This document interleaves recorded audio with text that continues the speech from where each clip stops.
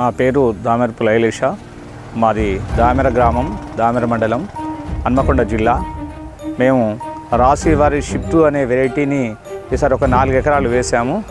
యాక్చువల్గా ఇంత తొందరగా ఇంత మంచిగా కాపు వస్తుంది అనుకుంటే నాకున్న 15 ఎకరాలలో కూడా మొత్తం ఆ రాశి సీడు వాళ్ళది ఈ షిఫ్ట్ వెరైటీని వేస్తుంటిని.